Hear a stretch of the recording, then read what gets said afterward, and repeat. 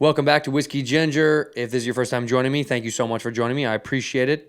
Subscribe, go on the iTunes, give it a good rating, say the good things that we all want to hear, please.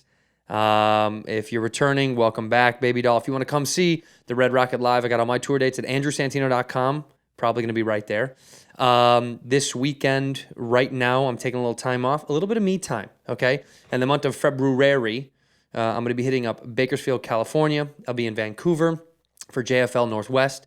And then I'm doing Detroit and Atlanta the 28th and 29th at the end of the month. So I'm super excited about that. And then March dates, obviously, I've got Chicago up in there, dude. I'm going to be jumping around. So go to andrewsantino.com. You can see all the available dates. You can also go to our Patreon is there, where you can get exclusive content, live Q&A stuff with moi. And also all my merch is there, too. We got great shirts, great hats, great all sorts of stuff, dude. So please go to andrewsantino.com for all things that you need to know about where I'm going on the road if I'm going to be close to your city. I'm trying to get to a lot of new places. We just added a ton of fucking dates that we haven't posted yet, so they are coming, I promise. Just chill out. We're going to post everything up there. I will try to get near you because I love you. Okay? I'm trying. Whiskey Ginger is supported by Squarespace. Squarespace is an incredible place to go if you are looking to create a new website for a small business you have, or you just want to throw something up for your own artistic creativity that you need an outlet. You can use Squarespace to get all that stuff done. It's pretty incredible, man. They have a ton of templates that you can use, so you don't got to be a genius because, like me, I'm a moron. I'm a moron with a computer. I like ticky-tack type away. I'm like, where is the escape key? I'm a moron, so I understand if you're not computer literate like me in this fashion, going to Squarespace will help you create a website with tons of templates and make it so easy. It's a new way to buy domains and choose from over 200 extensions. It's incredible, man. The ability to customize your own look and your feel is great. That's what I love, is the usability of Squarespace is what makes it great. You can do everything yourself. Make your website stand out. If you're trying to sell a product or you just want to throw something up there for fun, if it's for your wedding, you can make a wedding website. Or you can make something that's, for you and your buds. If you want to make something just for you and your buds, you can do it. But Squarespace is going to get it done because they help out, architects, everything from graphic designers love it to, musicians love it because you're able to create your site your way using some of the templates they have, or go rogue and just do it yourself. They're able to facilitate all those things. So go to squarespace.com/whiskey for a free trial. And when you're ready to go, use the offer code whiskey and you're going to get yourself 10% off your first purchase of your website and or domain.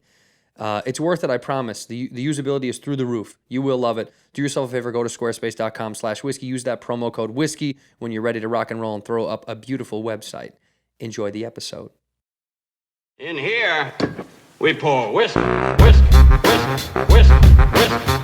You were that creature in the ginger beard. Sturdy and ginger. Like vampires, the ginger gene is a curse. Gingers are beautiful. You owe me $5 for the whiskey and $75 for the horse. Gingers? Oh, hell no. This whiskey is excellent. Ginger. I like gingers. And welcome back to Whiskey Ginger. My guest today is one of my favorite people on earth. I say that for all my guests, but I mean it once again today. It's Carter Cruz. Carter Cruz! Hi, what's up? Do you see how I do that so fast? I had to warm up. It's early in the fucking day and I haven't had any whiskey. I was wondering if you were going to say I was your favorite person. Because You I are. heard that you said that you lie to everyone. I was Yeah. like, well, then he better lie to me. You are my favorite person on earth. Cheers. Cheers. Cheers, cheers. Cheers to you. We're having a little High West whiskey today. It's the middle of the day. That's why I'm a little off on my speech pattern. Usually I'm a little bit quicker, but we've got it back now. Yeah, we're when you good. said 2 p.m., I was like, oh, God. Well, all right. We're drinking whiskey at 2 o'clock. Yeah, All right. you don't have to get blacked out, but it's always good to have a little bit of whiskey, you know? Yeah, In a fact, little like I like the old days when people would, it was a normal thing, like in my grandfather's era, to have like a little bit of whiskey for lunch. Mm-hmm. But in America, people are like, oh my God, you're having fucking booze. You're like, this is not an uncommon thing for the world. No, it's just not. here for some reason. Yeah. We're weirdos about that shit. And I like to have especially if you go to a restaurant that's nice, Yeah. get a salad. I always have to get a glass of wine. And my parents would be like, I took them to lunch, I had a glass of wine. They're like, it's lunchtime, I'm like, Yeah. well, I'm not going to continue this all day. It's a nice restaurant. And I felt like I should have the glass of wine. You're and enjoy supporting the it. business. Yeah.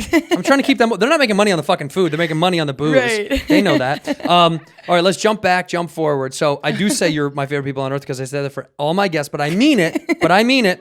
To give people reference, you are a DJ, an entertainer. You dabbled in porn. You dabbled in You tell me. What haven't you done?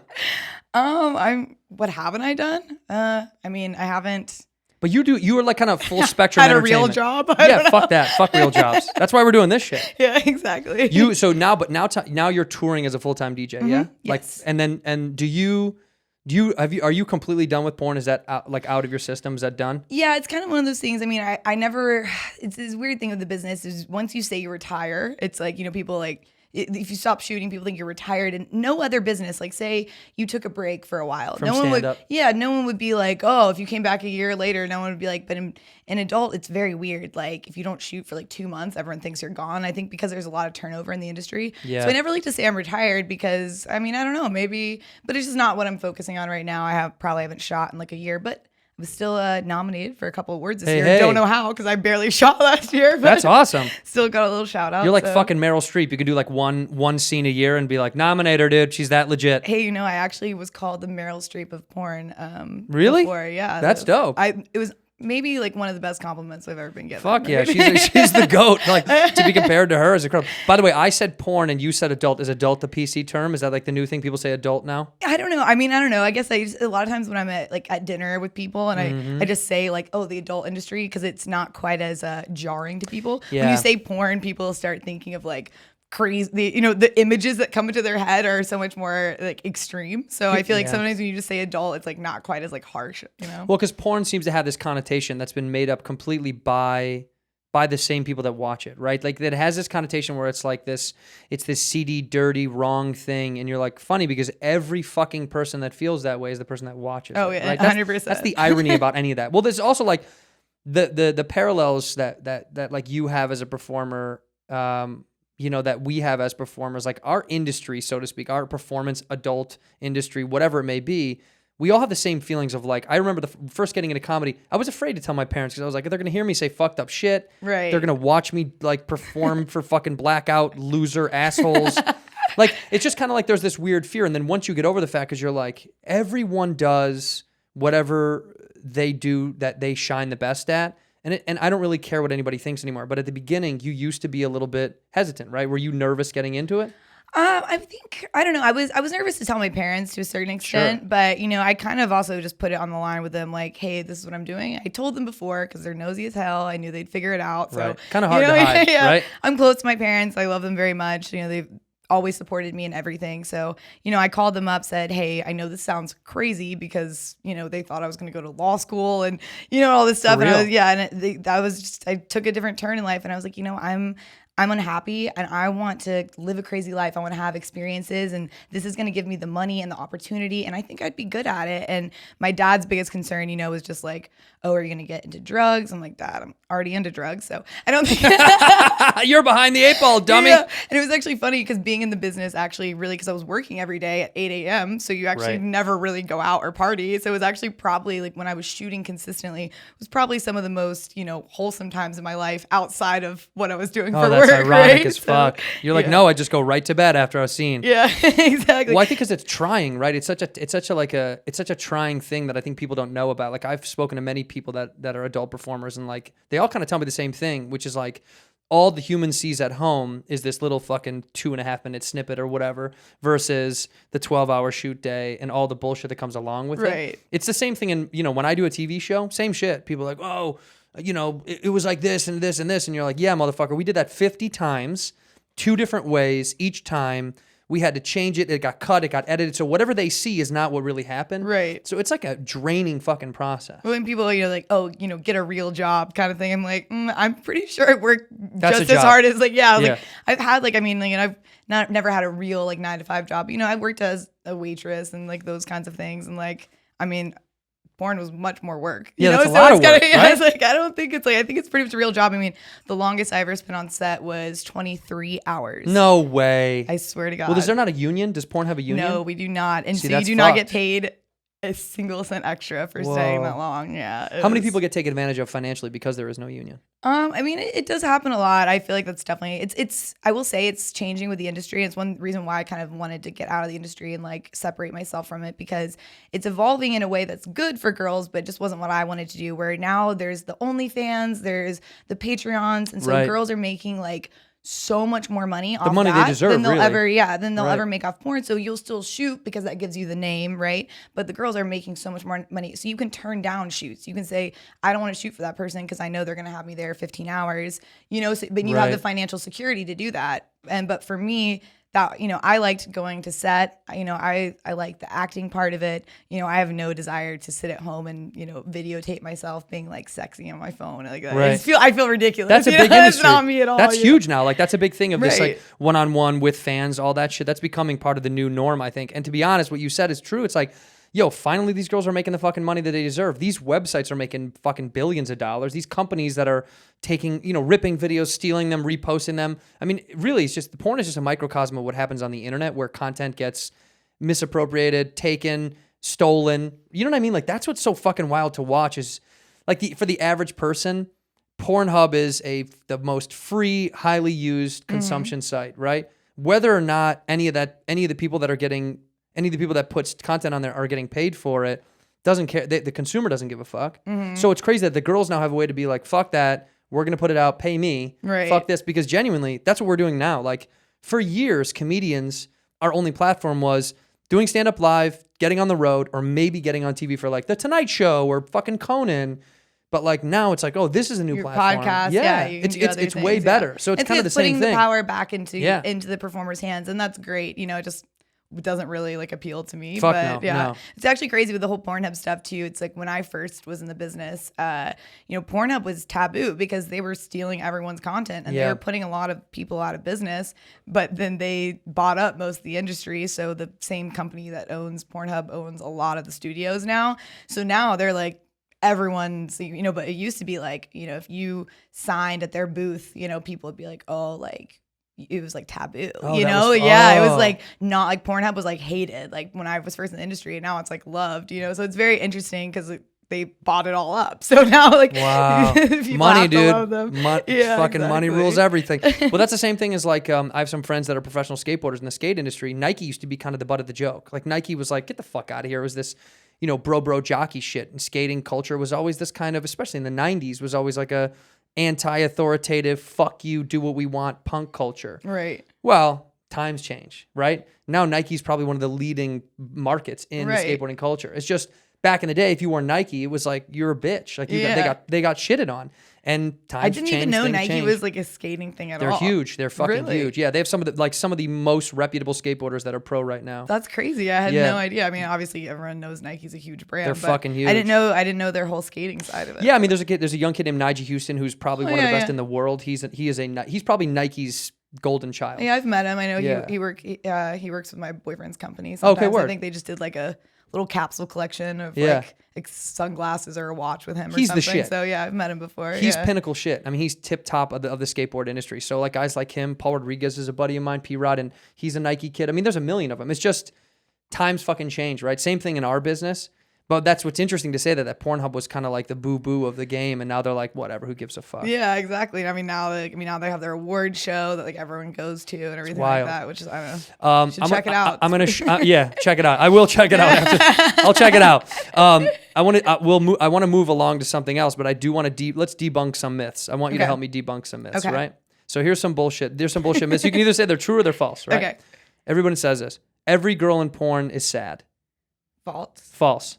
Every girl in porn has been abused or has a sexual traumatic history. False. False. Every girl in porn is on drugs or is an alcoholic. False. False. Every girl on porn doesn't really want to be there. They're there because it's almost like a forced thing. False. Yeah.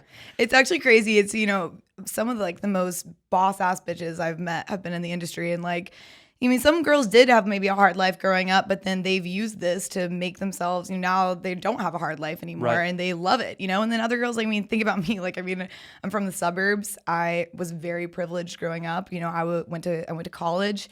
I had good grades, and I have a loving family, Yeah. and I had a very sheltered existence, not so much to the point where, I had to rebel, because I wasn't allowed to do anything, Right. but I was very, it's always so interesting because I'm like, the least like stereotypical person that you would imagine in it. But most of my friends that I've met in the business are just like that. They have good relationships with their parents, Right. You know, and it's, I don't know. Do you think the stereotype grew from something in the beginning of porn and then it just got washed away? I think it grows from just like maybe what things make headlines and stuff, Right. You know, like if a girl like ODs, you know, they're like, oh, porn star ODs, you know, kind of thing. They're It's all like, ODing. oh yeah, but it's like there's also like thousands of other girls who are completely healthy and that are everything fine. like that. Exactly. Well, it's not like because your dad didn't give you chocolate, you're like, I can have chocolate, I'm gonna suck dick on Yeah, camera. That's not like that's not the exactly, yeah. parallel.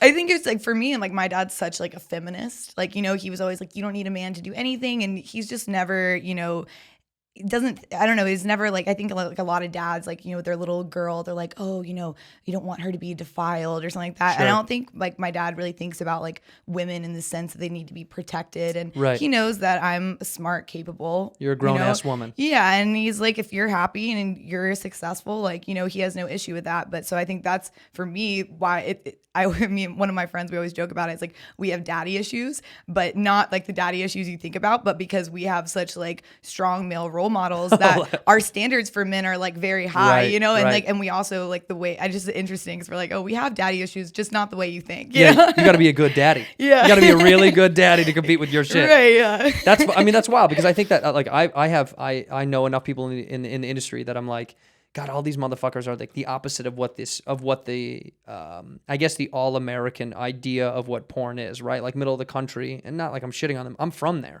but it's like that kind of world of like the no, porn is wrong, porn is bad type of perspective is because they've fabricated all these things about the business, right? Right. And like not to make a shitty parallel, but truthfully, like we deal with the same thing. Like what I do for a living is a joke to these people. Right. Most people are like, fucking comedy's a joke, entertainment is a joke. You know, there's no validity to it. They don't. It's an extremely tasking thing. But for them, it's like, nah, you tell fart jokes and they give you money. Right. Yeah. And don't you just make it up on the spot? It's like, yeah, we don't fucking work hours and hours and hours. It doesn't. You take got the months and touring, months. like you're alone and probably working, especially So before hard. you make it. You Yeah. know, I mean, I'm sure it's just like so much. I mean, I experienced that as a DJ, you know, just like I don't have a budget to like bring a huge team with me. So Hard. I'm flying and I don't get to go to, you know, yeah, next like this weekend I'm playing in Vegas. I get to do those things, but a lot of times I'm going to bumfuck, you know, Yeah, middle same. of nowhere, Fayetteville, Arkansas, you know, and it's Been. just me, you know, so Yeah. and like that does wear on you, and people don't see that side of it. They only see, you know, they see the finished porn or they Right. see the final show of you DJing where it's like this crazy party, and they don't see all the times in between that Right. you're like grinding your ass off or you're just like lonely as fuck in a hotel room. Fuck You know, yeah. people And don't that's see some that. real ass shit. I've been lonely so many times in a fucking hotel where I've stared out the window for too long and been like, this is from 10,000 feet. This is the saddest thing ever. If there was a drone just like of seeing me half naked staring at a hotel room, really sad in Minneapolis, they'd be like, this is fucking poor dude. You probably get like, I mean, I'm sure it's the same thing because you get kind of like a high after shows, right? Mm-hmm. Like, so when I'll like DJ, it's like you get all this adrenaline, you're having the best time, you know, you're on top of the world. Yeah. And then you go back to your hotel room and it's 2:00 and it's too, you know, awake to go to sleep. And then you just are sitting there and alone. And that's when your brain's all awake and you start overthinking thoughts all these go. things. Yeah. And I Yeah. always get like hotel room sad, like, you know, and it's crazy because you'll have these high highs and these very low lows. Right. But Well, that's kind of like what, for us at least, it's the reason that a lot of comics, you know, abuse substances. I mean, truthfully, because we get so high on stage. Like I get so ripped on stage in terms of like performance ripped that Right. afterwards you want to have 1,000 of those, or Right. you want to get stoned, or you want to take something, and you want to go out and get to kind fucked of up. take it back down. Yeah. Because something has to give you some sort of like, you want to kind of chase the dragon a little bit, but you're also like, you're already fucked up. You're already high from the performance. So you kind of want to be fucked up for real because it feels good. It feels so good. It's why so many performers, you know, abuse substances, and it's a balance, right? You got to like balance it out. But like, do you drink when you DJ? Do you drink? Yes. You do. So actually, it's funny. My first show I ever got paid for was probably, I don't know, 5 years ago or so in New York City. I was playing, where did I play? Where did she play? The Pier? Will starts with, they closed down. I don't know. Webster Hall. Oh, Webster sorry, Hall. I was Oh, blanking shit. on the name, Tight. sorry. Played at Webster Hall. Had no real business like playing like that size of a venue at this point. How many you people know? is that? I don't know. It's I was gonna say it's a couple it was grand. a lot, right? yeah. That's fucking huge. And it was the Electric Zoo like after party kind of right. thing. So I played that, and so I woke up the morning, went to the festival. I think I like smoked a little bit of a blunt in the morning at brunch, but I didn't drink all day at the festival because I was like, this is a job. I gotta be professional and show up sober and all that stuff. So I get there early, and all the DJs, the resident DJs there are like, oh, you want a drink while I'm sitting in the green room? I'm like, no. Like, I'm sitting there working, like I'm all nervous because I was also not used to the equipment that they had at the club. So I was like, I need to be clear headed. And as soon as I walked out on the stage, I got there, I had friends playing after me, but they weren't there yet. So it was really only me in the green room and on stage. And you walk out, and there's like a spotlight on me. There's no one on stage with me. And it's like, not like certain clubs, you're very close to the people. And this is like a Way stage, away. they're like way Yeah. down there. And as soon as I got out there, I just thought, oh, fuck, I should have had the fucking shot. Like, I should have taken Yeah. it. And it was like, I panicked. And I like Trust literally me. after that show with my first transition, something like cut out with the music cut out. Oof. And so I'm standing up there like, it just goes dead silent. And I'm like, oh my God. And the sound guy runs out of nowhere. And so I'm panicking. I'm thinking, oh my God, I'm an idiot. Found out later, apparently that happens to people all the time. It was like not my fault at all. But so, the whole time I'm jumping up and down. Looks like I'm having a great time, but I had actual tears coming down my face because Fuck. I was like, I'm doing terrible. Like I thought it was like the worst thing ever.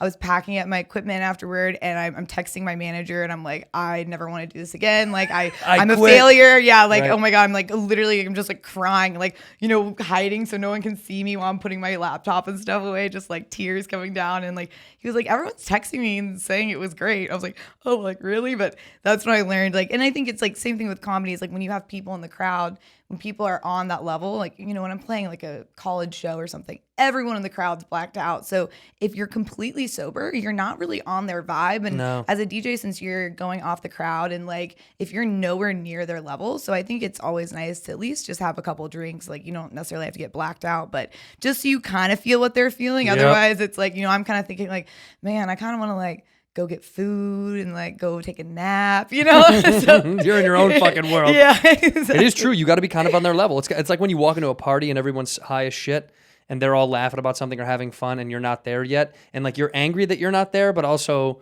you're like bummed that you're angry that like you can't catch up, and you're also bummed that like I want to know where they're at. Like I want to feel where they are because it's annoying. You're like I'm out of the fucking circle. I try to stay.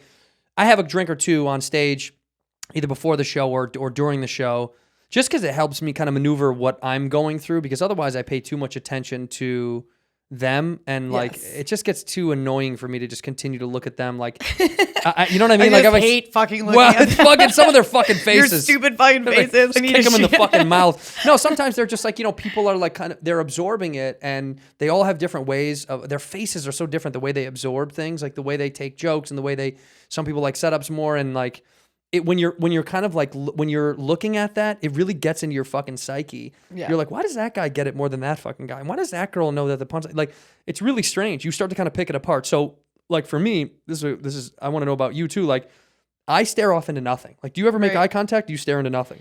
I mean, usually in the beginning of a set, I literally do not look. Like, I might look up, but I'm not looking at the crowd. Really, Right. I'm like pretending. And a lot of times, even like the first couple songs, I look down. You don't the even whole look time. up. Yeah, But you're I'm looking like, at fucking what? Nothing? Yeah, because I'm just like looking at the decks. I'm focusing on what I'm doing until I start to get into the vibe, and then I'm Right.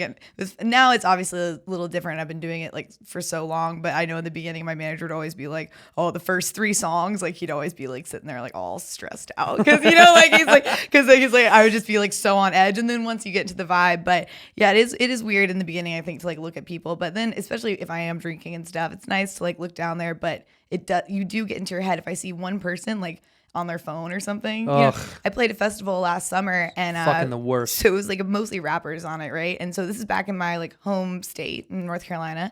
So I have a ton of friends that are there, and but they're all older, and so the bar is in the back, right? So I'm playing, and the Little Pump, I think, and Little Skies were going after me. And so Oh, they Lil have, Pump the artist. yeah, Oh, shit, okay. and so they have a very young fan base, and this Big was an time. all ages festival. So there's a bunch of like 13-year-old kids there. They have no idea who I am, as they shouldn't. I mean, some of them might know who you are. Yeah. Yeah. But so it's very weird because none of those kids are drinking too, and I was playing a pretty like heavy like bass set, and it was just like really interesting. So they're all rail riding for Lil Pump, you know? Right. So like I know I have a bunch of fans and friends there, but they're all like way in the back. So I can see Right. people way in the back, like they're all going crazy. But these 13-year-olds in the front, they don't know who I am. They don't listen to the kind of music I'm playing. So every time I would look up, and I didn't get too drunk because I was like a big festival, you know? So I had a drink or two, but that was it. And I just got so nervous. Like I kept looking up and I would just see some 13-year-old kid in the front, like on their phone. And I was like, Damn. oh my God, am I like terrible? Like, you know, but then you Right. realize like, no, it's just this like 2 rows of people. Totally. And then everyone else is having a good time. But I was like, I couldn't look at the crowd really. Like I'd pretend to, but I would be like you said, like staring into nothing. I Where stare you're at like, nothing. yeah, it's like you block out, like kind of like, cause I was like, I am gonna like literally cry and be like, these kids hate me. But you know, it's like, You have to. I look at nothing until I catch a few good eyes. And Yeah. there's something about some people have good eyes. Like some people have like very warm eyes or very like inviting. And if I want to interact, I will. But for the most part, I've always said that. A lot of people are like, did you see us? It's like, no, motherfucker, I don't see, unless I target you out and I say something Yeah. to you, like, and I say like, you know, it's a leading question for a joke that I'll already have. Like, otherwise I see almost nobody, which is the Right. creepiest thing. And I had to get used to it the bigger the venues I perform. You really have to, like, Joe Rogan takes me out sometimes, and Joe and I he does arenas. And like when I do arenas with that motherfucker, like, I see nobody. No one, yeah. You see even the front row is absent. They're it's almost like I could see someone way up there better than I could down here, just because up here is almost so clustered in an arena. They just kind of don't feel real. I've You noticed know what that I mean? at comedy shows that I've been to when I've been down the front, I feel like I tend to notice that the comedian comic. is like looking kind of past. They never really look down the front, which I'm always like, no, I love being made fun of at comedy shows. It's like my favorite thing. I'm always like, pick on me, pick on me. You know? love that shit, huh? Yeah, it's so funny. Most people don't like it. It makes it so much more unique. I mean, like I'm already gonna enjoy the show, but then when you get personally called out, it was funny. Like back in college, like an ex-boyfriend from college took him with my parents. We went on like kind of a little double date to a comedy show. I forget who the comedian was, but she ended up calling us out. And my boyfriend at the time was a real conservative Southern boy. Dad is Southern Baptist preacher. You know, he's Shit. not like, he's kind of uptight. Is he in porn now too? No, definitely not. Yeah. And the Bible Thumpers 4. And the girl, like she called us out and was like, oh, she said making some sexual jokes, and she's like, oh, sorry if I'm being too sexual, but it's not like any of you are here with your mom. And I'm like, oh, I'm here with my mom, you know? And she was like, oh, and she's like, oh, looks like you're cool with the fact that your mom sucks your dad's dick. And she like looks at my parents, she's like, and you're cool with the fact that she's obviously sucking his dick. And like my boyfriend was like, even my parents were like laughing, you know, they don't drink too much at all, and they'd have like 2 glasses of wine. So they're all fucking they're loose. laughing. Yeah. And my fucking poor ex is just sitting there like, oh my, he left. He was like, oh my God, that was the worst thing that's ever happened to me. Like she talked about you sucking my dick in front of your parents. Oh, like they don't care. Like it's Yeah, fine. they know. You think they don't know? That's And, fucking. like, we're adults. Like we like are, you know, we're drinking every night. Like we're 21 years old or something. know. Like they know that like we're not like celibate over here. Right. Was that the shift for you from when you were like living back east in North Carolina and stuff like that? When you left, did you stop dating super conservative guys? Did you ever make that? Did you like? Was that like an old thing and you were like, I can't. These dudes are stiffs. Yeah, I mean, I never really. It was weird actually in college. I never, you know, we were really good friends, me and that guy. I think like we were just close, and it kind of turned into us dating. You know, it was Yeah. never probably should have never dated. We were just close friends, but yeah, I did. I never really connected with guys back in North Carolina, and I remember just like being like, because I'm so loud, I'd be like the loud girl at the party, like standing on the bar, like being crazy, and you know, and that was like very intimidating to Yeah. guys in the South. And I always be like, oh my God, I feel like I like can't ever meet any guys I really get. And my friend was like from New York. She's like, dude, like when you get out of North Carolina, like you're gonna meet people that you Yeah. connect with so much more. So I didn't like really go for conservative guys. It's just like that's who was kind of like around, you know. But Sure. obviously, What city was it? Raleigh, or I mean, I'm from Raleigh, but I went to school at ECU in Greenville, so Cool. not a city. It's basically a college in the middle of cornfields. So Oh, shit. or So there's tobacco nothing. fields, I guess more. Yeah. Tobacco fields, baby. Guns and tobacco. We call it actually. They call it G Vegas because you know, think about Vegas. It's like the middle of the desert, right? Yeah. And then you just have like this kind of shithole, but that's like crazy. The So it's Mecca, a yeah. huge party school, right? So we call it G Vegas because it's kind of a similar like nothing around. It's a shitty town, but like the only thing to do there is like go out and drink. So there's like always parties going on. So it's like a little shitty Vegas. Shitty Vegas. Yeah. When you do you ever get like beyond drinking? Have you ever got real fucked up when you perform? Like have you ever been on Molly when you perform? I don't tend to do like any other kind of like drugs when I like because I'm like nervous to like but I've definitely fuck gotten up the whole show because you're fucking ripped on Molly. Yeah, I would be so bad.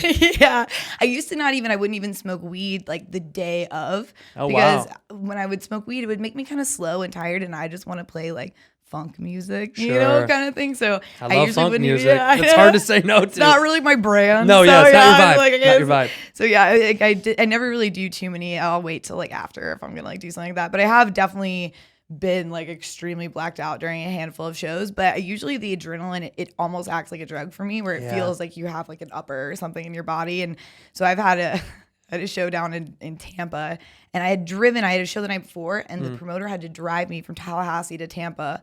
That's far, right? It was far, and this dude like left his credit card, so I had to rent the car to drive us. And this dude's driving insane person, and I'm like, oh my god, like he's gonna crash this car, and like it's gonna on my credit card, like I'm just panicking, right? And you're not worried about death. You're like, he's gonna kill my fucking credit. Fuck I worked this. really hard for that, okay? But I get there, and I didn't have time to shower before the show because it took us so long. We left so late. I literally went to the hotel, dropped off my stuff, and went straight to the club. And I was still like an hour late, and they weren't mad at me. They understood it was like beyond promoter, And I hadn't slept, I hadn't eaten, and so I'm like, I just have to drink because that's the only way I'm going to be able to get through this because I'm just miserable, right? And I just taking so many shots during my set, everything goes great. And as soon as I walk out of the booth, I'm like, it just all hits me. And I literally laid down. There's like, the little table next to the booth. Yeah. I just lay down there like on the floor and just pass out. And when I'm asleep, like, good luck fucking waking me up. So I had a bunch of friends there, that had come down for the show. And so they're like, yo, you gotta like get up. Like the club's closing. Like we gotta get you back to your hotel. And I was just refused. I was like, I'm not. They put me on a luggage trolley to like take me up to my hotel room because like I want to get out. Really? Like, yeah, and, like I guess the hotel bellman. Yeah, and it was funny because one of the girls that was with us, like she's a porn girl, right? And so we're going to the hotel, and I guess I just found this out the other day. Someone told me, and I guess like the guy's like, you can't do that. Like put this girl on a luggage cart and take her upstairs. And then he's like, wait, like are you so and so to like the girl that was with me? And so so my other friends like, yeah, distract him so that we can get her upstairs. I was like, oh, this is nice. Be nice to him. Be nice to him. Yeah, because he was like, oh, you're like this girl, and she was like, oh yeah. So he like let them. Do you hang out? Do you still hang out with a lot of porn stars or not? A handful. I have a couple of really good friends that I like. Is porn star the right word, by the way? I guess. I mean, I feel like the word is definitely thrown around too much. Like there'd be like a girl who's like done like 4 movies, and they're like, "Oh, this girl's a porn star." Yeah, what would it be? I don't know about star. It's like a movie star. Like you're not a movie star because you did one indie movie. What's the entry level of what is it like porn? Porn actress, satellite, porn starlet, porn near star, porn performer, porn almost star. Yeah, She's a porn almost. Well, a lot how about is there porn shooting stars? Are there girls that like are still performing that shouldn't be? When you're like, you died a long time ago. You're still going. Why are you still doing that? Well, a lot of the girls that like they leave the business, because they leave it and then they like need money like years later, and so those are probably the girls who are popping. They come back like 5 years later, but their bodies totally changed. Kind of try to like remake it back. I guess that would be a shooting star. That's a porn shooting star. Most of my friends though that I've made in the business are kind of like one of my best friends in the business, like she just had a baby last year. Another one just got like married. So,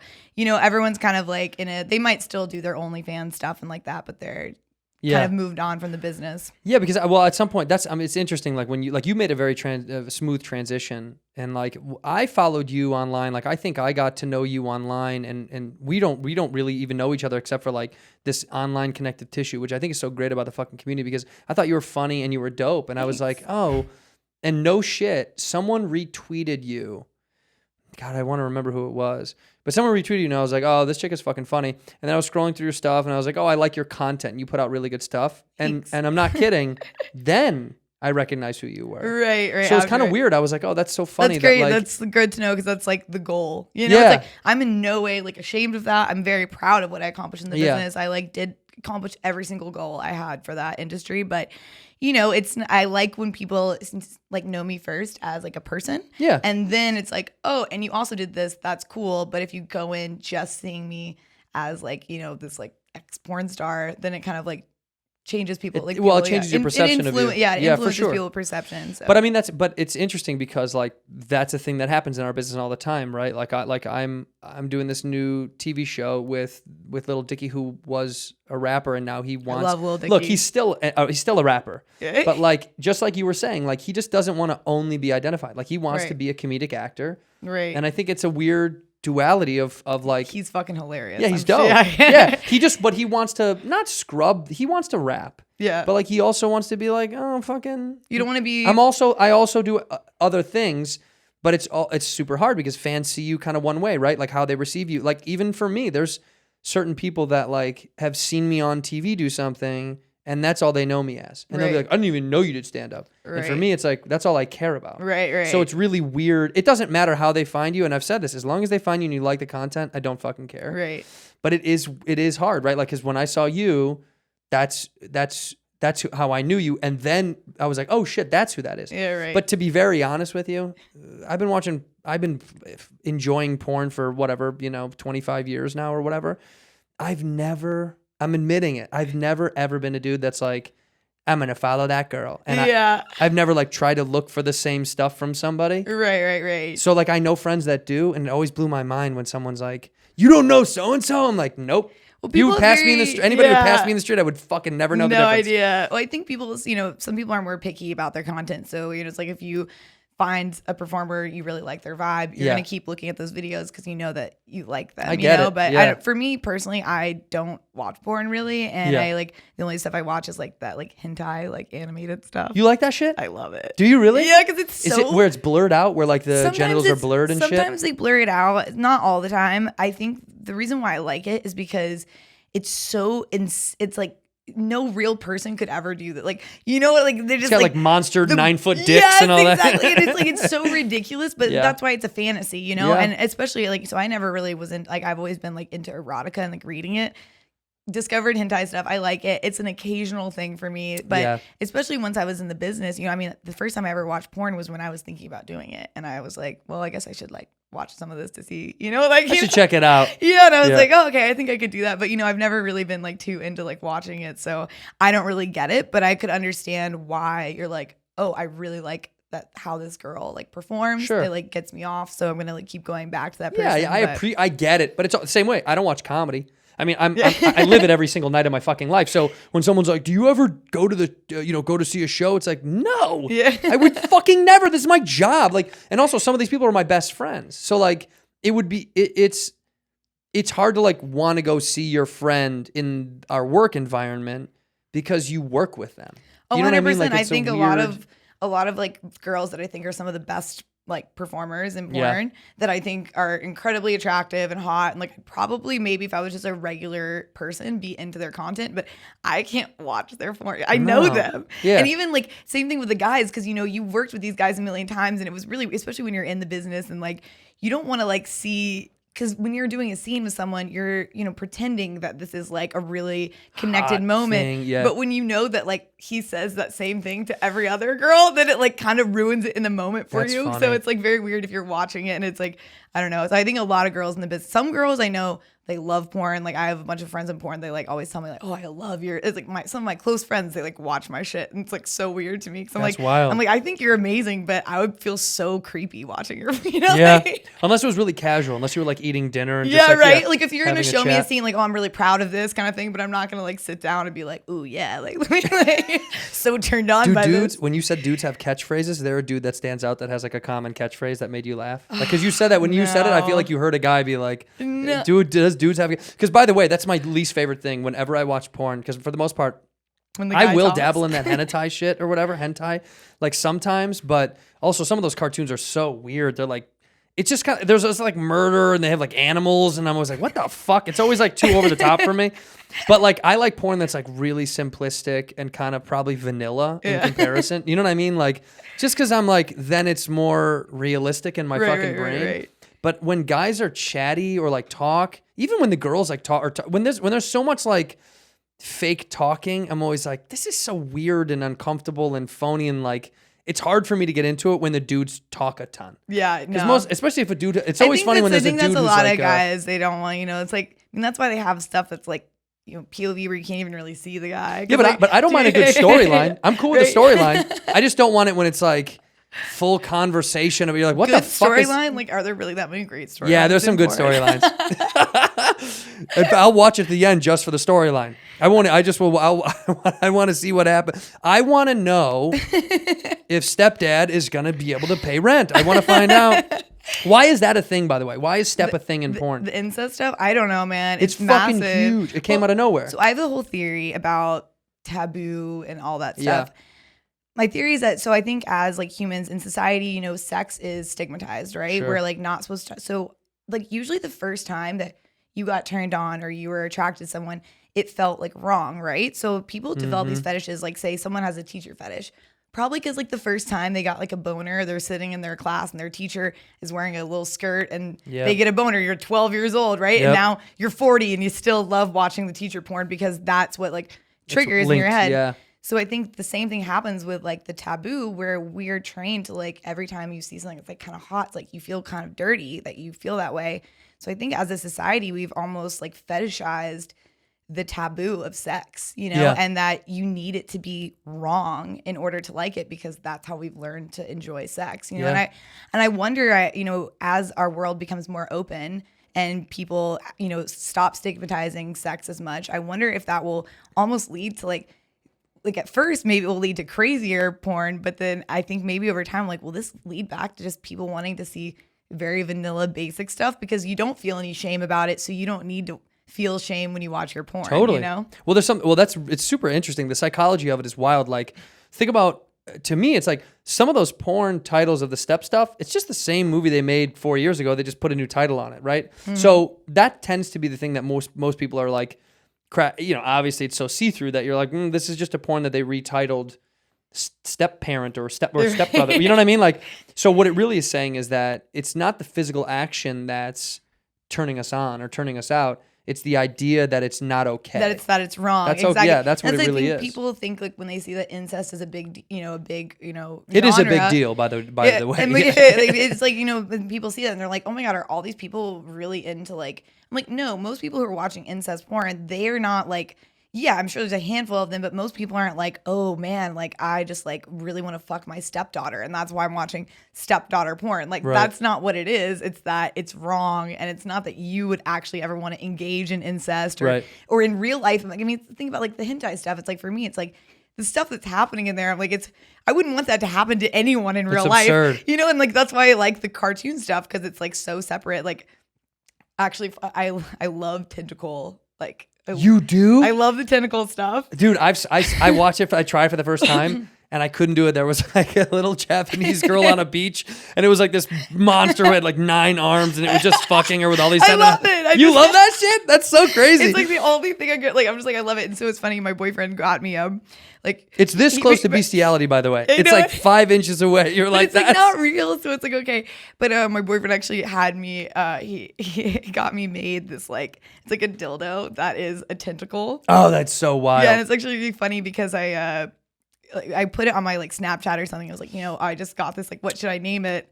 So we named it Ron Squildo. That's its name. And actually, I have a fan who has created like a Twitter for it. For Ron Squildo? Yes. So is it at Ron Squildo on Twitter? Yeah. I think I'm pretty. Go check out at Ron Squildo, like Esquire. You know what I'm saying? It's like, and he's so funny. And he's it's got like, his law degree. Yeah, it's a really I know, right? Yeah, he always like says he's like, oh, I'm Carter Cruz's like attorney and stuff.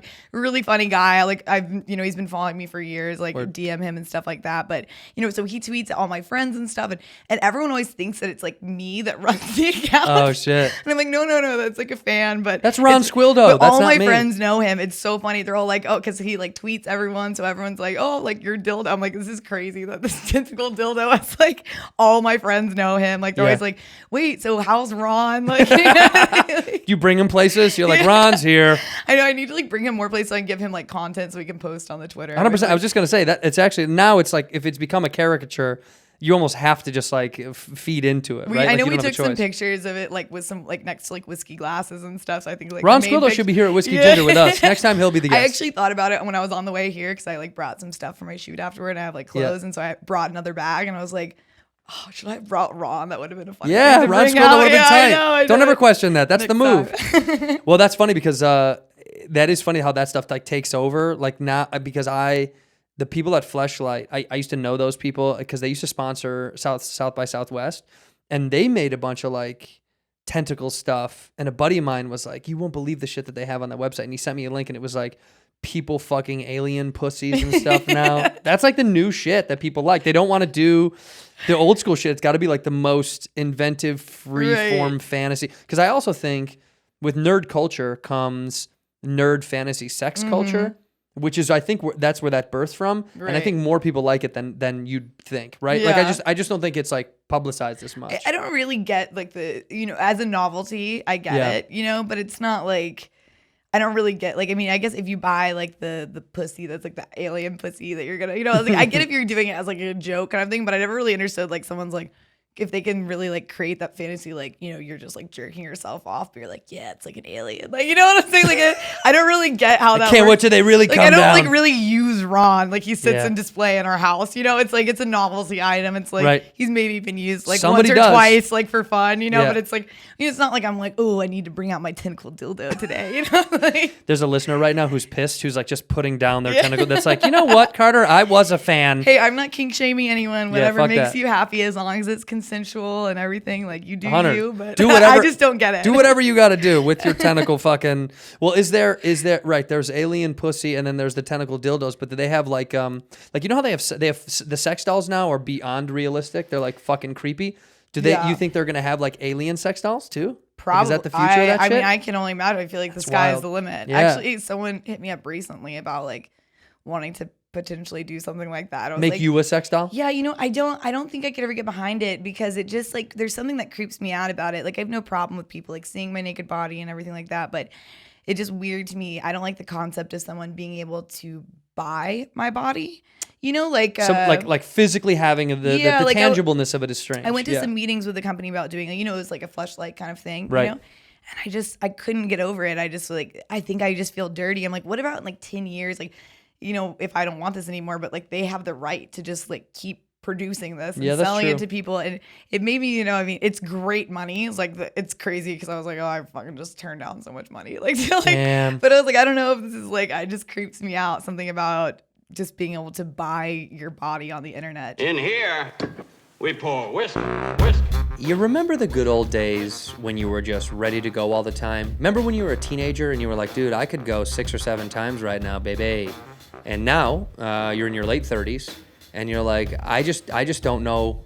I don't know if I'm gonna get the steam engine rolling. I don't know how I'm gonna get this thing moving. It takes a lot to get that thing chugging. You gotta put a lot of coal down there to get it moving, all right?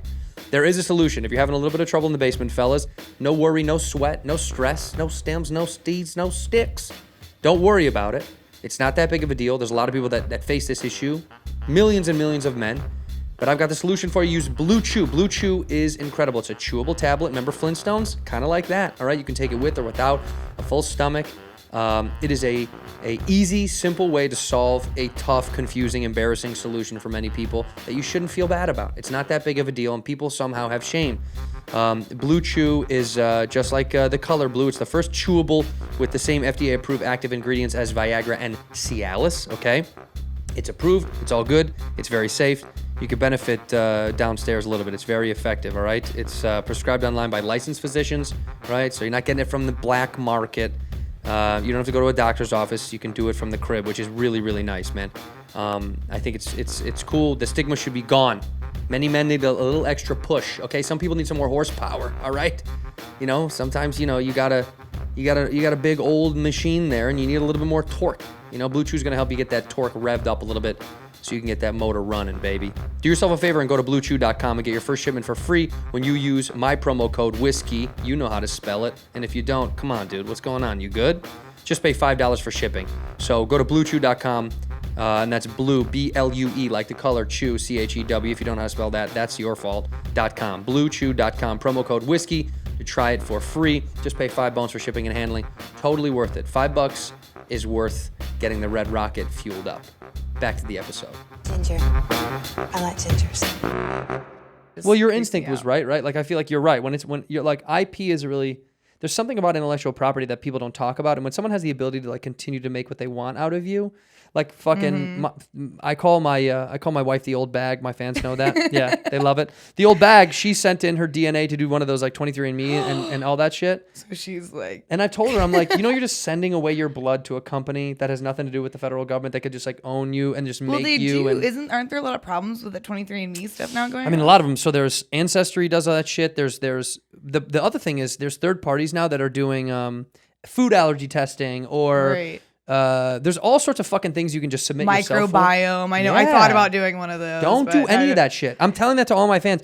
Do not send in your fucking saliva or blood to anybody Yeah. but a fucking a doctor who has a fucking degree that that HIPAA applies to. Yes, So, that HIPAA yeah. has fucking laws protecting. Like, I don't understand that. I told her, I was like, that's such a bad idea, man. And she didn't Like, give a what fuck. if you ever want to commit a crime? I mean, now like your We DNA's have. out That's what I'm there. saying. Bitch, we're on the run, bitch. So like fingerprint stuff, always like so Creepy. when I finally got TSA pre-check, right? 'Cause, Yeah. like so I forever did clear. That's Yeah. even worse. They got your fucking they really fingers got on it your in eyeballs. your eye Yeah, scan. my retina. I didn't do clear yet. I've been thinking, but TSA has been working great for me, so I've just been using that one. But I really, it has made my life so much easier, and it was so worth 100. it with So traveling all much the time. better. But when that was the first time I've ever put my fingerprints down for anything. I've never been arrested or anything, and it made me real nervous because here I am, like I'm not contemplating a life of crime, but you always hear about those people. It's like there's like one little fingerprint, but they're not in the system, and then years later they Right. like it bings up on We like got some her. other. Yeah, Yeah. exactly. Like I just don't like the idea of like the government like having my fingerprint where they could just like know where I was like Yeah. at all times. Like it's just creepy. Well, it's even creepier. They got it when you were a baby. They fucked you Oh. up when you were a baby, man. They got your fingerprints and your footprints when you were a baby. You're so right. Yeah, they fucked you up from the jump. They're so shady. The government's so fucked. That's why, like with TSA, when somebody's like, why would you give them that? I'm a hypocrite because I called her out, but also TSA, I'm like, come get me then. Yeah. You know what I mean? Like, also, I have been arrested, unfortunately, for some dumb shit when I was young. So it's kind of What like, did you do? just dumb dude shit, like fighting. Mm-hmm. I got arrested for, it's not really arrest, detained. So the fiery ginger Yeah, stereotype asshole, is true. young punk kid. I was just a young punk, fucked up kid. I just wanted to, but also like breaking and entering was one. But it was a no. It was no. I just Little robbed, B&E. I robbed and tied up a whole family. It wasn't that big of a deal. No, we broke into some guy's garage. We were young teenagers. We stole shit. We were fucking punks. Like it was just being punk kids. Right. It wasn't even that big of a deal.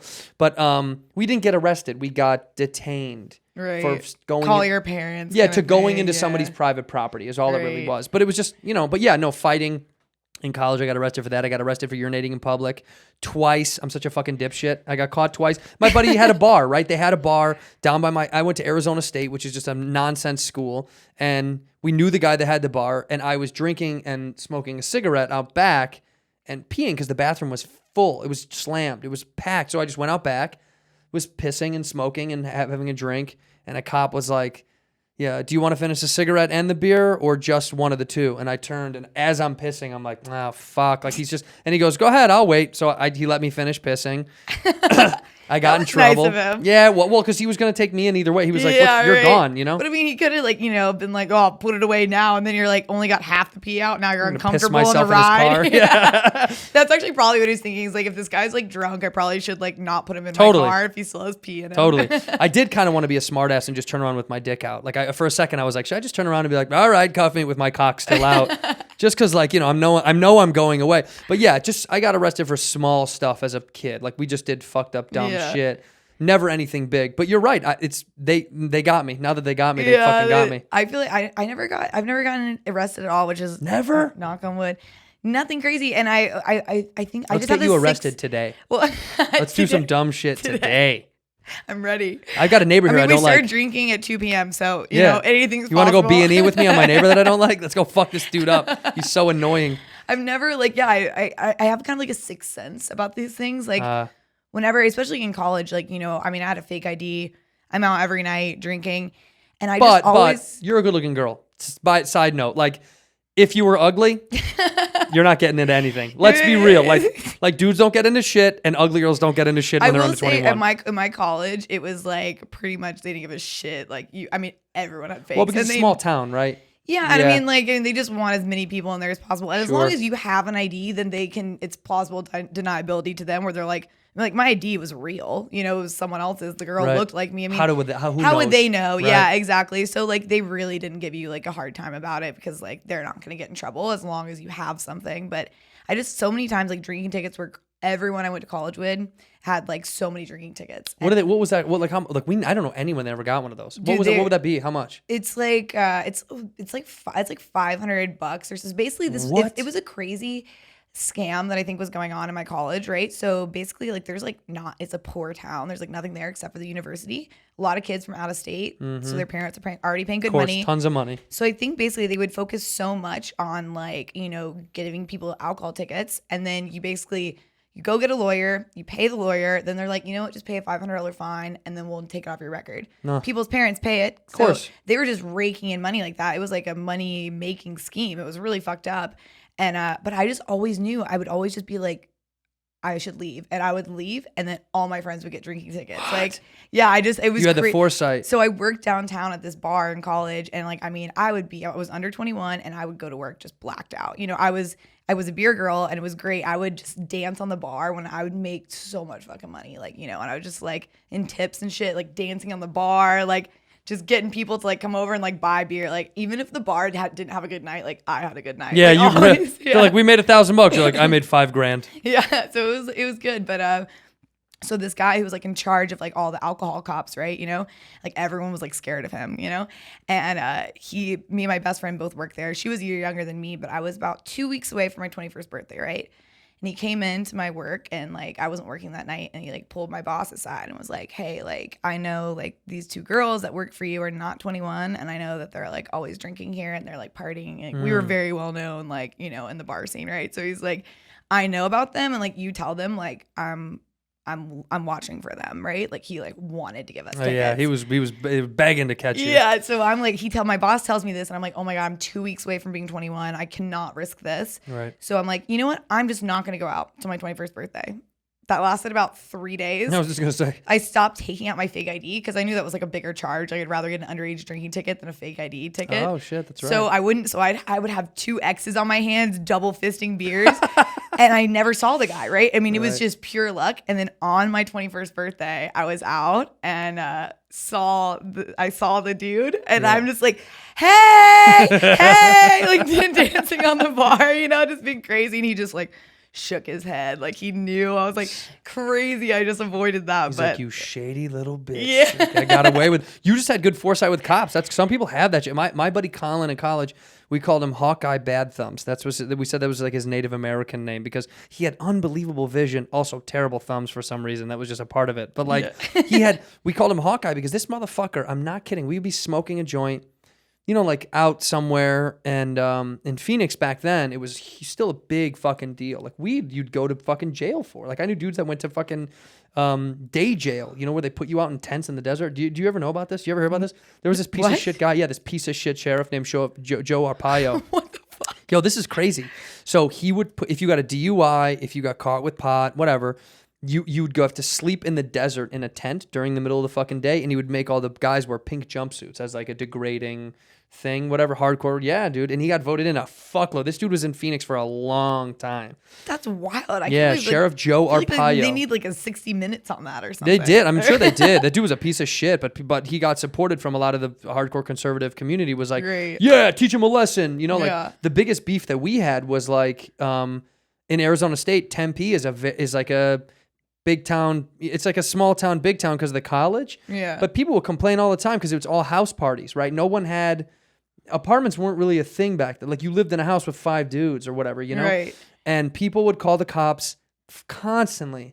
And it was always like, bro, this is a college town. Yeah, why do you live here? This school's been here for 100 fucking years. It didn't just pop up. So we would always get in trouble. But my boy Colin, we would be smoking a joint And I swear to God, we would all be on the same level of fucked upness, and he'd be like, "There's a cop like a mile down the road," and we'd be like, "What?" Like, none of us would be like, "No way, Yeah. dude." He could call it out, and we'd be like, "No way," and he would know when to bolt. He had that kind of like spidey sense for cops. You had that shit, huh? Yeah, no, it served me well. I cross my fingers, but I mean, I guess at this point, you know, I'm 21. They're here right now, by the Yeah. way. But you guys are fucked. I know. I've always just, and every time like something has happened with the cops, I've just happened to be sober, which is crazy because it's like rare, you know, or like Right. they're at least not gonna blow anything. Came back to Raleigh I was down in college. We drove 2 hours to come back to Zed's Dead show, I think, you know, like rave kind Right. of thing. Hardcore So with a bunch rave. of kids I didn't really know. They were kind of like my rave friends. So like I didn't hang out with them day to day. And they all had, like, we were smoking weed on the way to the show and stuff, but like I hadn't had anything to drink, but I had a ecstasy pill. Aye. I had it in my hand. I was gonna take it when we got to the show. But so as soon as we pull into this parking lot across the street from the venue, there's just 6 cops sitting there. shit. And our windows are open and weed smoke's coming out. So they immediately we're like, fuck. So the girls that I was in the back, like this girl, I didn't know they had shrooms. She tosses me a bag and she's like, hide this. I'm like, bitch, I didn't know you had this. I say, bitch, I'm still friends with her. I love her to death. And I was like, what the fuck? So I just shoved it in like the seat pocket in front of me. But I was like, bro, like those aren't mine. I didn't even know they were in the car. Like, I'm not getting in trouble for this, you know? So of course they have us all get out of the car. You know, the kid who's driving, he wasn't drinking, but he was smoking weed. So, you know, everyone's like, he gets in trouble. They find the shrooms. They search the whole car. Shit. My friend she gets arrested. And so I'm basically the only person who didn't blow something and didn't have like any drugs on me, right? Because as soon as they saw them, I put that pill underneath my tongue, right? So I'm not trying to swallow it because I don't know how this night's gonna go, right? So I'm just holding it and they're having us all sit on the sidewalk, you know, and they're one by one kind of pulling us up and everyone else is getting in trouble. And like, so I was like the one that wasn't in trouble. So I think they're like, oh, let's put the squeeze on this like everyone else is like tatted up, and I'm like this little like blonde chick, like This a little sorority we're girl. gonna fuck like, up this little cutesy, yeah, they're like, clean oh, girl. she's scared. So like, and I saw them like check someone's mouth. So as soon as they pulled me up to question me, I was like, fuck it. I just like swallowed the pill, right? So swallowed the pill. They questioned me. They're like, hey, you got to tell us whose drugs these are. And I'm like, dude, I like swear to God, I had no idea they were in the car. Like I had no idea. So they, there's nothing they can do. So they arrest my friend and then we got to go fucking bail her out. And like, so we got to go bail her out and we're in the police station. It starts raining. We got to go to the bail bondsman, right? Ugh. I've never done anything like It's this. such a nightmare. It's such a nightmare. And then we get to the police station and the fucking ecstasy starts kicking in. And I'm just walking in circles around the precinct, just walking like, you know, it's like, Can I touch your nightstick? Can I just grab stuff? Can I just start touching everything in here? but I was like, it was fine. I didn't get in any trouble, but it was definitely not a fun night. It's hard to be regardless. around authorities when you're rolling really hard or you're fucked up and you're like, God, I'm just trying to be normal, but you know you're not being normal. Yeah, you know. You know? Well, my pupils too. It's like been a joke since I was like a kid. Like even when I was You like got full 12. moons? Yeah, huge Oh pupils. man, that's so fun. And so everyone would always be like, "Oh, like do you do tons of drugs?" Like even when I was like, you know, never done anything like that. So I know that if I do anything, it's like my eyes are like black. Yeah, I've seen people like that. Like I have friends where I'm like, oh shit, dude, your eyes used to be blue. You know what I mean? they're these huge full moons. Massive, It's yeah. always funny because for me, like when I get high, like when I smoke weed, I don't get red eye. You know, like Right. most people got red eye, and I never got it when I was a kid. I don't get that either. So when I would go home and try to sneak back home, it was never like my mom's gonna catch me by like looking at me. For me, Right. my mom was keen because she fucking knew what she Yeah, dabbled. she knew So she what's would be up. like, "You're acting funny," and I'm like, "Not acting funny," and she's like, "Yeah, you are." Like you know what I mean? She always knew. It was never like the look. But I've told the story before. Like I came home ripped on mushrooms one time, and my God, dude, I can't believe my mother didn't know. Because we had just gone to a concert and I had gone deaf. You know what I mean? You know when you got the Yeah, ringing? little, like, And I really tinnitus was. I shit, couldn't yeah. hear shit, you know? And we got home and I was still ripped on mushrooms.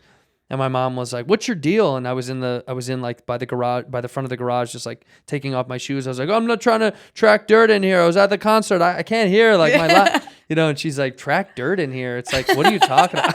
I was trying to think of a million ways to like. It's like the first time I ever did mushrooms. That's why I said I was leaving my buddy's house and I said to my buddy's mom, I go, "Oh, garbage smells," and she was like, "What?" I thought I was like, okay, say something about the atmosphere that makes it seem normal. It was just when you're real fucked up, you know you said the wrong thing. Do you know what I mean? You're like, no, I did it. Whatever it was, I fucked up. So I was like, might as well just if I'm too fucked up around people, you know, like now, if I'm too drunk or if I'm a little too high, I just don't say a word. Yeah, keep your mouth Yeah, shut. just don't say shit.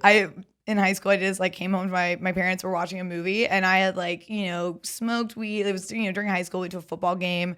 And we had been smoking and drinking since like 5 p.m., And this is, I'm 16 years old. So obviously I know this was back when I would like pretty much throw up every time I drank because I couldn't You would every single time? Oh, I was a mess. Would you make yourself throw up? You know, no, some people do I that just, shit. No? I get sick really. Like, I'm not a person, like, I'll never, like, I don't usually like black out. Like, I usually, like, I'll be sick and pass out before, like, I can do anything too stupid, which That's is pretty kind great. of good. Yeah. But before I knew how to handle myself, I would just get sick all the time. I have like a really like, my stomach just gets sick really easily. Got a sensitive tummy? Very sensitive. So I get home and, I think it's like 2 a.m., right? But it's like 11. So my parents are still awake. They're watching a movie on the couch and I had to walk our front door. Like they're right there.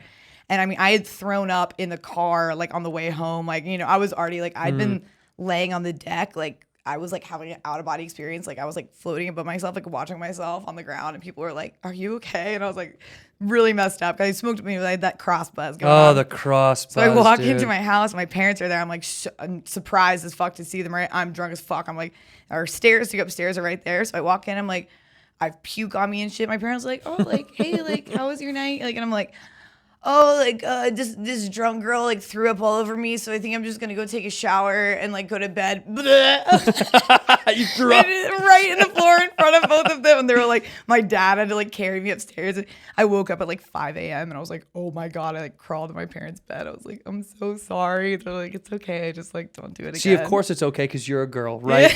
Boys, we get the fight. That's it. That's the end of my life. You know what I mean? That's like if a dude, it's like, you son of a bitch, you fucking asshole. We trusted you once. You know, that's what happens. And fucking dudes get like my little sister could probably get away with fucking murder, but it's like it's just dudes are gonna get the brunt of it because they know we were up to no good. And the difference is with a girl sometimes, at least from a parent's perspective, they're like, she had a little bit too much fun. With a boy, they're like, I bet you he was being bad on purpose. Like I bet he did dumb shit because he knew we could get away with it, and then we caught him.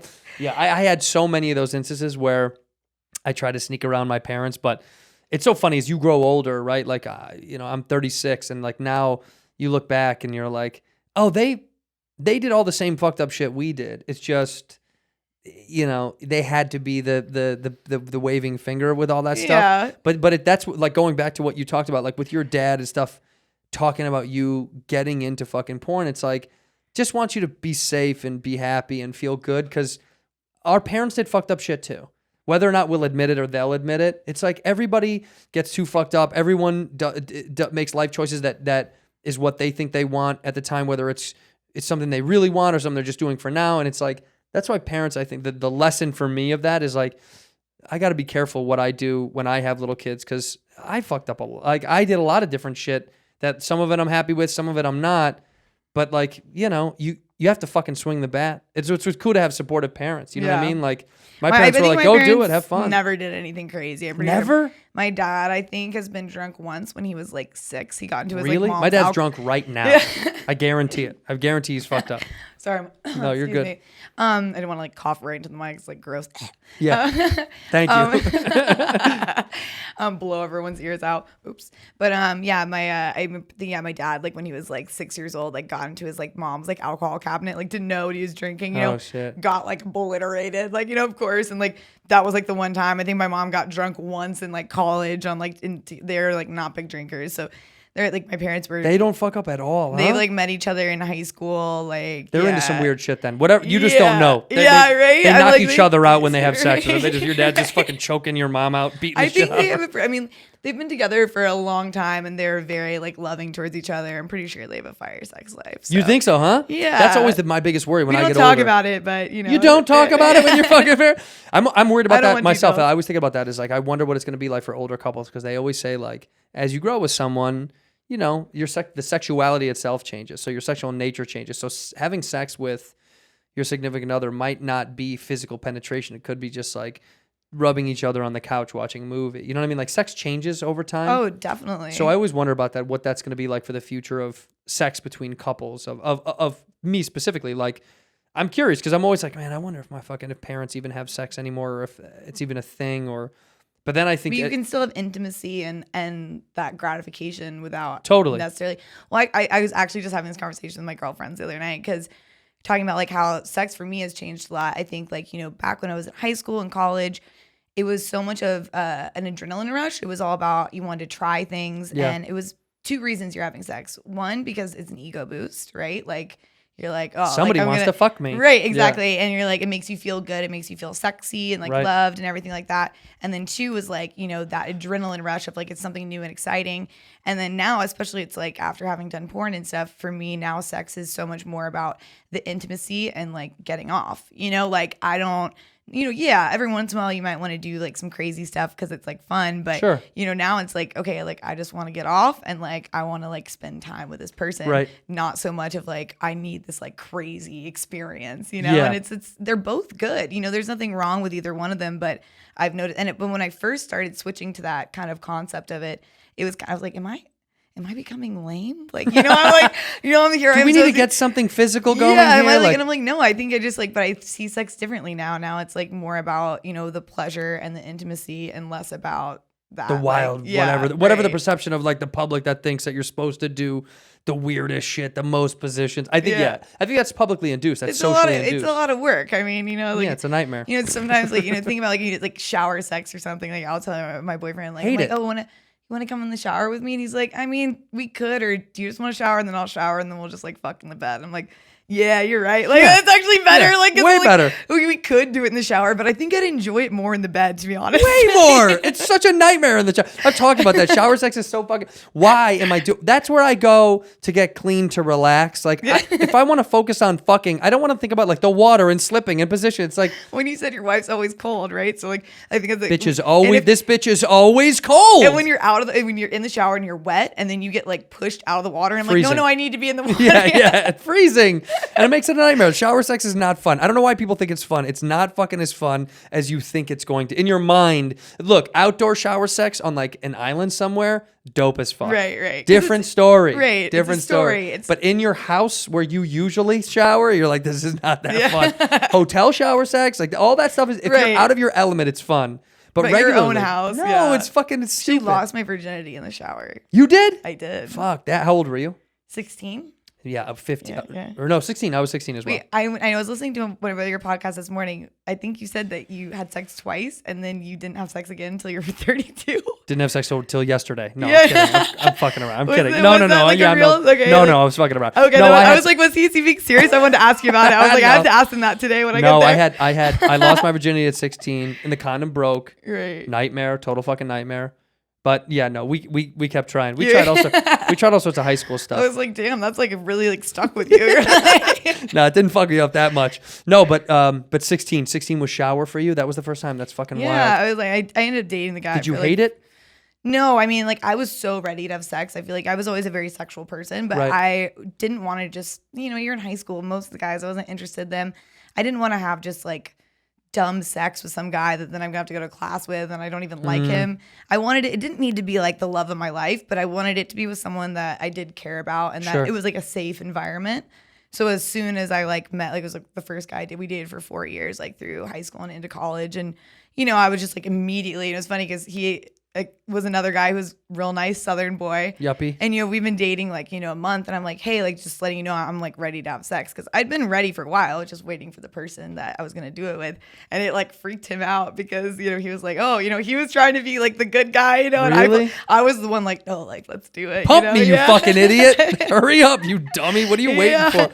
But it was I was like very excited and like, I was, so it wasn't, I was ready to. Yeah, have you were sex. ready. So yeah, it Well, was good. Let me ask you this. This is and I'll we don't have to talk about it, but the interesting thing to me about porn is every time I see it, I always think, I wonder if either of them are hating every second of this. Like, do you ever have moments where you're like, where you were shooting and you're like, I don't want, I'm miserable. I don't want to be here. 100%. And I think that I think a lot of times mostly it would be with girls because usually Anytime with, you did a girl scene. well, not any, I mean, just like the guys, you tend to work with the same guys over and over again, right? You know them, they're your friends. I know their families. It's very comfortable, With girls, you're going to be shooting, especially once I was kind of out of the business a little bit, but I was still shooting girl for a while. Right. And it was just very, a lot of these girls, they're new, so they want to shoot them, but these girls don't actually like girls. And like, I mean, I've had days where like, I felt so uncomfortable because I can just tell that the girl does not want to be there at all. you know, and So I it's feel uncomfortable because you're comfortable with them. Yeah, I'm you know comfortable. they're not. Yeah, and Yeah. I've like it's been like real weird. Like I worked with this girl, she like did not make a sound for like it was just, and I'm horrified because I'm just like I felt like I should be like I kept asking her like, are you okay? Like it's like is You this sound good? like a guy. Yeah, right. Yeah, exactly. You really do have to be like that, and it really like so it does happen. But I would say it's generally with like a girl who's new in the business and Right. she's like probably doesn't actually like girls and it's like very out of her element and you can feel her uncomfortability, but you like have to do the scene, you know, and that's so it does happen, but I wouldn't say, you know, it's a small percentage of the Yeah, time. never you with know? a dude that you're like, oh, you ever like roll your eyes or you're like, oh my There's god, some people hurry that I up. didn't like and then I would never work with them again. You know, Right. so you might have this and you're like, oh, this person's fucking annoying. Because their Sometimes- energy is bullshit. Is that what it Yeah, is? or they just sometimes. I mean, I'm very like, especially once you've been. I think you start to be a little bit more like, you can't do this to me. Like, you know, like guys will get like a little bit too like aggressive kind of thing. And in the beginning, like the new girls will let guys get away with I anything. was just gonna say, probably And- like whatever. This is what Yeah, it is. because you don't know what's going on, and then now you're like, no, I don't like that. Like, don't fucking do that. You know, and like I'll fucking, you know. Do you so- lay out the rules beforehand? Yeah, usually. Yeah. Yeah. Especially when you work for someone like Kink, they do like BDSM stuff. Like that's always like you have a whole paperwork you go through with like what you're willing to do. They have all the guys read over it, sign it. You have a whole discussion with the director, and they're constantly checking in with you. Is you know, with vanilla scenes less because you're kind of just doing the same stuff. But when you're doing anything outside the norm, they tend to really like be asking you like, "Are you good? Is Yeah. this okay?" Constantly, you know, it's actually so sometimes it's funny like the crazier porn scenes are sometimes some of the more comfortable, enjoyable ones because they are so worried about your well-being. It's regulated. Right. And they Right. don't want you to go out of there and be like, I did something I didn't want to do. So they're like constantly checking in with you and like, it's okay if you want to stop. Right. Like, you know, and so it's actually like, and sometimes the like more vanilla stuff, those are the directors that they do the same thing every day and they have less empathy for you. So if you're in pain or something like that, they're like kind of more dicks about it. So when you see the crazy stuff where the girl's tied up and being whipped, the girl's probably getting treated better than like That's incredible. Yeah, it's really interesting. That's fucking. I would yeah. love to see one of those porn checklists. If you could ever get your hands on one of those, send those Yeah, over to me because I want to see like the checklist of what you're chill Well, with. and you can change it to It's like candle on your tits, candle on your puss. Like I want to see like the check down of what you're cool with and not cool with. when you can change it to based on the day. Like maybe sometimes you're tired and so you're not in the mood to like push yourself and you're like, you know, like for me it's like I have like nipple piercings, so I was very like certain days I'm like I don't want anything like really touching them. I'm like don't Yeah. fuck with them. And When- the other days what do they want to tie shit to clamps, them? they have, Oh like, yeah, yeah. clamps and Fuck, stuff, that yeah. looks like it hurts so bad. And then some days I'd be like it's okay, and then other days I'd be like I'm not in the mood. You know, like we're not going to do that. Yeah. So it's you know it I don't know. It's kind of It's a given. It's a given. It's a take. Yeah. Huh? It changes day to day. I want to Yeah. see one of those sheets. You got to let me know because I was always curious about that. I'm like, I wonder if they're just yeah. like. No, I'll ask my friend who like directs If that. they're Like, like, send me "Ugh." over one of these. Like yeah. So that's the thing that we learned about all that shit is that the girls that are getting the most fucked up shit done to them usually are having the most balance in the day. Yeah, that's why. And those companies too, they try to find girls that really are into that stuff. Mm-hmm. They don't want you there if that's not something you're into, you know? Right. So those are the girls like they want to be there. That's fun, you know? And at the time, those things are less about the sex and more about like the crazy things. Like you're getting like tied. Like I got like mummified once. what? Crazy. Yeah. Like wrapped all the way up. Yeah. Like, so I mean, like I'm not even, you can't even see my body. They right? leave nothing open. No, that's my nose. what? That's fucked. Yeah. It Did was you really, like that? Actually, I really did because it was like I don't know. I like it felt like you were being hugged. Yeah, yeah. Like for my dog, what are those called? Those like those anxiety coats, those thunder jackets. Yeah, like a weighted blanket kind Right, of thing. exactly. Yeah, it was like that, and so I was like, all right. And I don't know, they just kind of like, and you know, they're doing like kind of stuff to you, but like you know, you're not. It's nothing's like Nothing's directly on exposed. you. Yeah. Yeah. So I mean, there's like vibrators, like they like did some like electricity kind of stuff, but Mm-hmm. it was just like it was. I did kind of start panicking a little bit though, just because. You can't really say your safe word. And just because since only my nose was out, I kind of like, but that was what made it kind of exciting too, because on one hand, I was kind of panicking because I was like, oh my God, like I can't move. I can't really speak, you know, and then you kind of feel like Wow. you're suffocating, like you can't breathe, You're but giving you me know anxiety. you can, you know? Yeah. So it's, That's I giving know, me I so know. much anxiety. I know. it That's like was- my nightmare to be like, like someone's putting something in my ass. I'm like, please stop. It's a really cool. I saw some girl the other day. She's like an artist. She does these like there's like these vacuum sealed bags. I've never tried Oh, it. that shit's You seen that shit's wild, she puts man. the flowers. It's like she Yes. like puts flowers on people and then like sucks them into the bag, and it's like a little art piece. But then like, But you're in a fucking vacuum bag. Yeah, that, I know. Yeah, that gives me so much anxiety, dude. I don't want to be in a closet by myself. Like, if I'm not claustrophobic, but I just don't like the idea of like someone else having control over my confinement. You know what I mean? Right. Like me, fine, I don't care. But like someone else, ugh, fuck. What was the safe? Do you have a safe word? What was the safe word? I think you just say red. Did you ever have one that is you ever like- used during scenes where you like my safe word is blank? Does No, everybody- usually they like they have like at those scenes where you would need one. They have like and they get you on camera before saying like, I know what my safe words are. I think it was like you just say red is like, you know, I think you can say mercy. Is this racist towards redheads? Is that what this is about? Is that what the fuck this is about? I think it was red. I can't remember the exact word, but the first one's like you say mercy, and that's kind of like I don't need to stop the scene, but like take down what you're doing a little bit, you know, kind of like Mercy. maybe they're going too hard on Mercy is a something. pretty heavy word to use. During Yeah, right. it's But like- it sounds sexy too. And then It if is. you say red, though, it's like they cut the cameras immediately. Like, what do you need? Like, you know, like More colorism. it's More done, colorism. yeah. They don't like red. That's what it is. People fucking don't like I redheads. know. It They must throw be us under really the bus. hard being, you know, There's no redheads in a porn. white man with red hair It in is. this country. By the way, I it is. can- It is. Is there any redheads in porn? Do you know any of us? No. Actually, no. I was actually thinking. I was like, I don't Doesn't know- exist. I don't know if I've ever Never. even hooked up with a Redheaded girls, maybe. Yeah. Different story. Redheaded Yeah. girls. America loves redheaded women, but they don't like redheaded men. And I get it. 99% of redheaded men are fucking repulsive. And I'm dead serious. Most redheaded people that I see. You're the rare exception. I'm not saying I'm Brad Pitt, but I'm better looking than fucking most redheaded dudes. Am I? Be honest. Yeah. Yes. Fucking please. I see some redheaded guys. I go, I'm lucky. I'm lucky that I didn't turn out that way. No, there's no redheaded males in porn. I've never really checked, but every time I've ever seen one, I'm like, it's just not a thing. I think you guys get a bad rap just because there's like less redheads like in the world. Yeah, we don't exist. You know, so it's like, you know, think about, you might meet like one or two and they're like, oh, like they're not attractive. So you assume all redheads aren't attractive, but you only really know two. But think about on blondes. I mean, for blondes, like there's a million unattractive blondes, but there's also a tens lot of millions. attractive ones. Right. So you kind of, you know, but I think like redheads, I mean, I only ever know a handful of redheads at any given time. So Right. I think you just get like We get stigmatized. Yeah. It's fucking It's hard, bogus. Let me yeah. tell you something.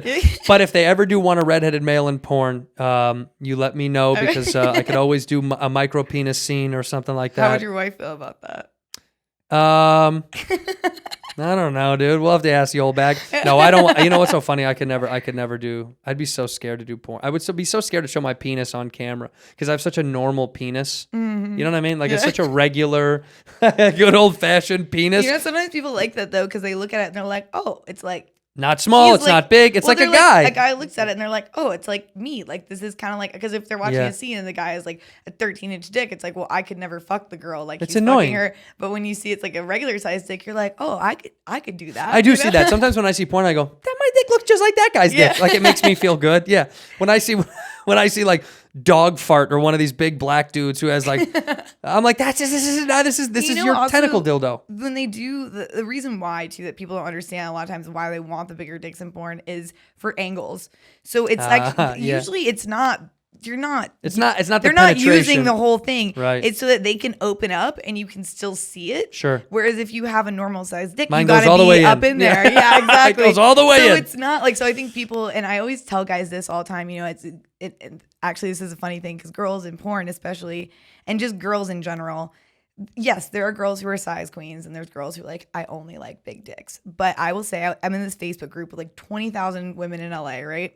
There's tons of like, these are girls who are Insta models, supermodels, like, you know, people, all that, probably all over the world, like guys want to fuck these chicks. And we're in this Facebook group and this girl posts and says, you know, I've been dating this guy and like I'm obsessed with him, like, but like he has a micro penis. And she's like, I'm not like grossed out by it or anything, but how do we have sex? Like, you know, Right. kind of like, does anyone have any kind of input on this? And I'm telling you, this thread blew up with girls, like the hottest girls in LA, right? Being, oh, the best sex I ever had was with my ex who had a micro penis. Like, I What? love small dicks. And like a lot of my friends in porn, like they're all just like, oh, like, they're like, yeah, I do the big dick thing on camera, but they're like, oh, I love a small dick. And it's so funny. It's like, We're gonna be okay, guys. So guys, just letting you know, if you're worried about your penis size, you're probably fucking fine. Well, I don't have a micro penis. I have a regular penis. I have Okay, I have okay. a fucking Yeah. I have an Accord. I have a Honda Accord. Okay, it's a regular, good old fashioned penis. No, but have you seen a micro penis? I always feel like that's a false thing. Like I think it's a medical condition that happens seen really one that was like about like this big. hard. This is hard. It never got fully hard, but it was like. So that is a micro penis. Yeah, I mean, I don't know what a micro penis really is, but it was like. I feel like that would be it a was micro like this. penis. I mean, it definitely wasn't doing any penetration. So, Damn, that's yeah. wild. Yeah, I know. I felt bad for the dude too because he was like this like really tall like big guy and like he probably looks like girls probably look at this guy like, oh, I bet he has a big dick. Nope. No, like I said, once you see enough of your friends' guys' dicks and you're just like, oh, I have a cool normal dick. Like it makes you Right. feel so much better when you're young. You're like, what if my old bag fucking I'm not gonna. Well, she did know a guy once who had a micro penis, and she said he was a very nice guy. Well, no, And I she mean, never 'cause- dated. They never dated or anything. They never hooked up. She was like, it kind of came down to like a hookup moment, and she bailed politely. She politely bowed out. Well, I think She was like, I'm not ready to have sex. Yeah. Well, I think a lot of times the guys that if you have a massive dick, you think, oh, I'm blessed. I did all the work. I Yeah. already have it. All I got to do is just shove this in a girl and like it's fine. Whereas like a guy who knows he has a tiny dick, he's Yeah. like, I got to make this really good for her. Those are the guys who are going to be really good at going down on girls. Yeah. And they're very like generous lovers. And so I think a lot of times girls like don't get that from guys. And so that's why when they like date a guy that has a smaller dick, and also it's so much more pleasant to like give oral sex to a guy who has an average or smaller penis. Like, do you really want to like shove a 13-inch dick down your throat? Absolutely No, not. Like, not after what happened to me in high school. No. Oh? No, I'm kidding. I'm kidding. No, but I get it. Obviously, that makes more sense. So listen up. For average and small size penis men, you're in good shape. Girls want to fuck you. Yes. Just, don't. There's going to be the rare one chick who's like, no, I need like a foot long or nothing else. Like a foot is but way too. That's an absurd amount of penis. It's insane. I mean, Yeah. I can't imagine. I mean, just like I can imagine it for like a one-time hookup. I'm like, imagine dating someone like that. I'd be like exhausted. Like, like it's like, oh, like You've had to don't have touch scenes me. with guys who have 13-inch dicks. I mean, I didn't measure any of them, but there were definitely some big ones. That's but, absurd. I don't yeah, fuck it's- that. I'm yeah, sorry. I'm not really Fuck into that. it. I like a good, just like not small, but If a I nice, solid, a nice average. dick, yeah. If I have to When audibly, it's pretty, it's even better. if I have to audibly go, get real when I watch porn, then it's too much. Like sometimes I see it and I go, give me a fucking break. Like this is absurd. Sometimes it looks fake that I'm like, that guy's dick is not real. Yeah. And even if it was, bummer, because it's weird at some point. Like at some point, like you pull it out and you're like, what? That's not even a fucking, is that a dick or your arm? Yeah. It's unfortunate. Well, guys with small dicks, you're in good shape. Yeah. Be okay with it. You're on tour right now. So if we're going to plug dates in our description below. If you want to come see Carter on tour, where are you at in February? Do you know I'm where you actually are? chilling right now. I'm having like a little time down. off. Next week I'll be in Vegas, but this probably won't be. Yeah, it out won't be. before then. This will be already missed. You'd already been in Vegas. Yeah, so let me I'll get back to you. Yeah, no, it's fine. But I'll post all that shit. But CarterCruise.com. Yeah, CarterCruise.com, CruiseCult.com. They go to CruiseCult.com. the same place. Cruise like cruise ship. Carter with a C. Like Jimmy Carter, the president. I don't know. Lil Wayne, Her the favorite, Carter. your favorite president, Jimmy Carter. Yeah, I know, right? I always say, everyone's like, "Oh, do you like love Jimmy Carter?" I'm like, "No, just like just easy to the remember. only two Carters I know are Jimmy Carter and Carter, the Carter Lil Wayne. Like that's like the two. So I say one of the two. Like, Yeah, it makes sense to me. Carter. well, Carter. people always assume it's like with a K or something because they're like, I Well, don't know. because porn always does like Yeah, they manipulate the right? names. Yeah, Yeah, like, no. that is true. They do. Like my buddy's friend's a Caden Cross, and that's KK. Yeah. And Oh, that's, I love her. the She's an alliteration. amazing woman. She is. Yeah, she's very cool. But every time I think about that, it's like, yeah, it's just for the alliteration. That's the only reason that it was crossed with a K. Yeah. So go to CarterCruise.com. We'll link all that stuff in the description below. All You my can go music's see her on there. My live. mixes. All her shit Cruise is controls. dope. If you like good music, you will enjoy her shit. I enjoyed you. Thank you for coming by. This Thank was you. amazing. Yeah, So of here's what I course. like to do. I like to end the episode with you looking directly into camera and saying one word or one phrase. Not like a long sentence, just one word, one phrase. You can think about it. When I'm off camera, you say it right into camera, okay? One word or one phrase? End the episode with one word or one phrase. Oh my God. Like, Like of anything? Anything you want. This is your sign off. Motherfucker! In here, we pour whiskey, whiskey, whiskey, whiskey, whiskey. You were that creature in the ginger beard. Sturdy and ginger. Like vampires, the ginger gene is a curse. Gingers are beautiful. You owe me $5 for the whiskey and $75 for the horse. Gingers? Oh, hell no. This whiskey is excellent. Ginger. I like gingers.